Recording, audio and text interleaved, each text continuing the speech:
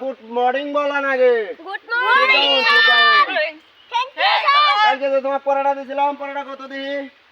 গোটে গা উল্টো গালটি ওবে না বাতা করে বান না এবে করে বানা হ্যাঁ এবে করে বানাবো সেট ডাউন। কত দি আজকে বৃষ্টি হয় কে?